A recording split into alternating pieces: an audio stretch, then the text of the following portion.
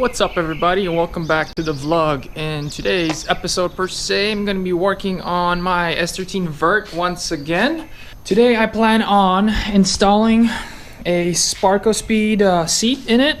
Also, I'm going to be cutting out these brackets like I mentioned on the last episode. I'm going to get it all ready to do a roll bar, which I'm probably gonna do tomorrow. I'm gonna head over to my buddy's shop and borrow his bender, and I'm gonna knock that out hopefully in a day or so, and this thing's gonna be just about ready to do some sliding and burning some tires.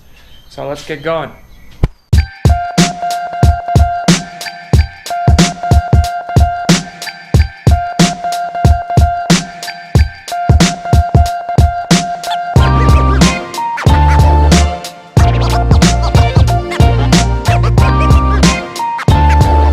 So I got about 3/4 of the reinforcement cut out that I want to cut out of the car. I figured it'd be a good time to show the comparison with the side already cut out of all this extra space I just created in comparison to the other side where I'm gonna place the roll bar. It's important to have the bottom of the roll bar as wide as possible. This way, coming upwards, you have more room to work with. That's why I'm cutting out all this crap. This 2 inches makes a difference, boys. It makes a difference. Alright, so that took longer than I expected. I got a little crazy with the grinder and I got rid of all the old pieces, weld spots, etc. I had to bring the car inside the garage because it got dark outside and it's kind of late. But here it is. Cut out both sides of the reinforcements. I cut out the whole back plate here, and then I grinded off everything properly just to not have any sharp edges.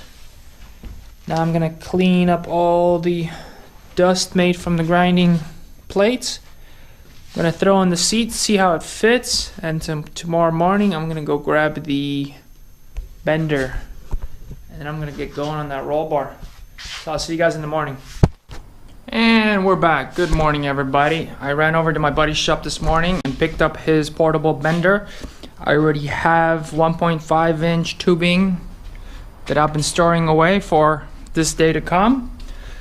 I threw in the seat last night in the car just to see where we're at and how the positioning is. Seems to be pretty good. Doesn't stick over the roof, so we're good there. So let's get this cage going and get this party on the road.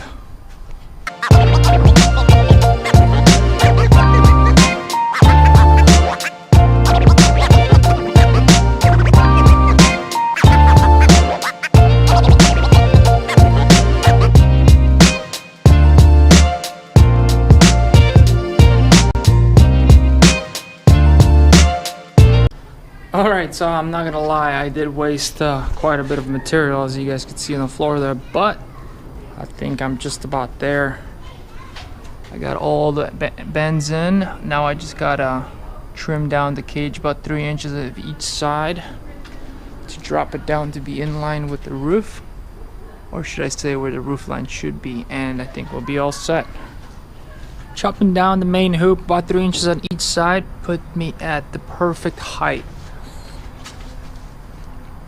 Now that I got that in place, I can start planning out the rest of the cage. I ended up using one of the hoops that I messed up on. I chopped it up in half and I'm gonna use these for door bars.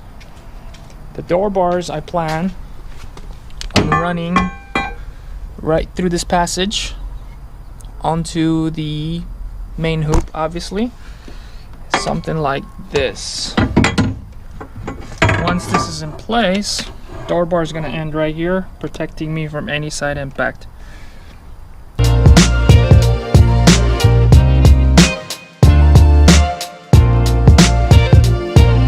So I cut out the passage for the door bars.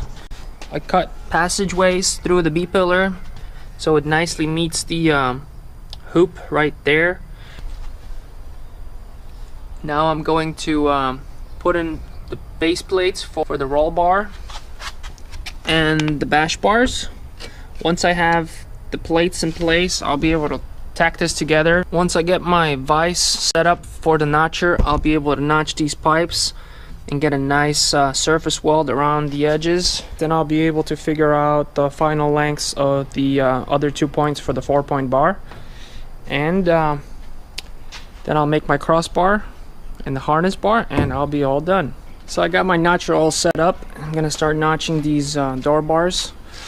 You don't really need this fancy of a notcher to notch your tubes. You can do it with an angle grinder, but once I get it done, I'll show you guys. It's a lot easier.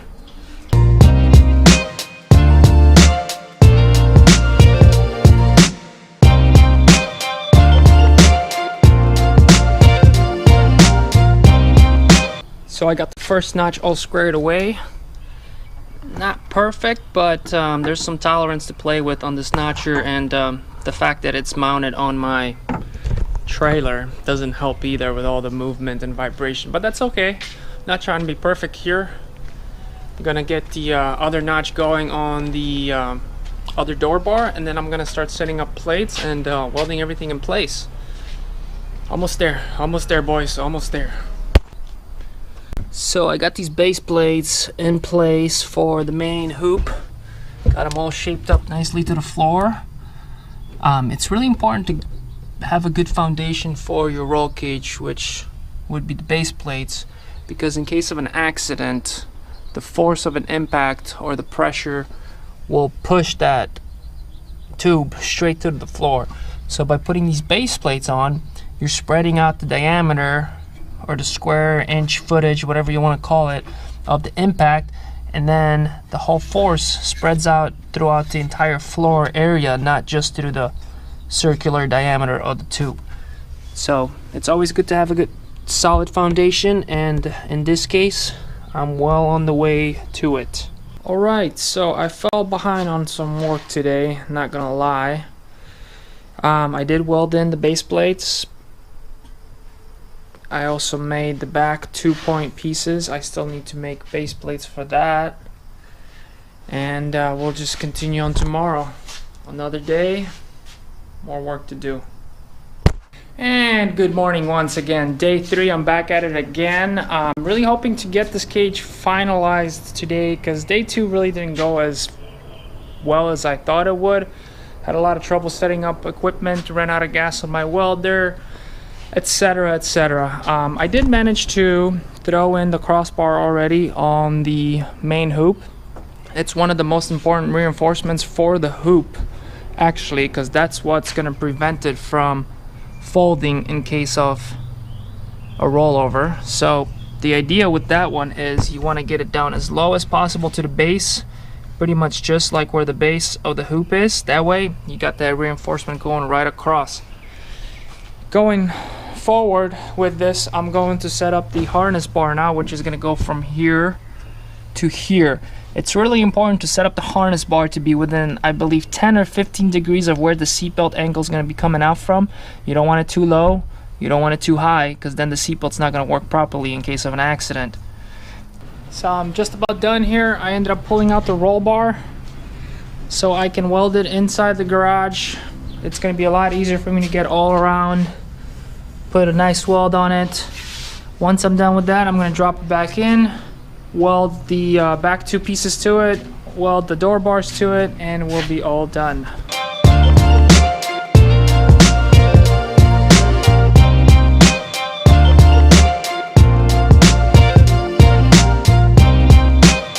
Alright, so I'm just about done here. I pushed through the day. I got the door bars welded in. I got the main hoop all welded in and plated. All I got left is welding these back pieces together, but that's not a big deal. I'll leave that for tomorrow. On that note, I'm gonna finish the vlog here for the day. Make sure you hit that like button if you like the content today. Make sure you comment down below. Let me know any feedback on what you'd like to see in the future, what you didn't like, etc, etc. And of course, make sure to subscribe to my channel, because I'll be doing weekly vlogs from now on. Thanks a lot. Thank you very much for watching. I'll catch you guys later. Peace.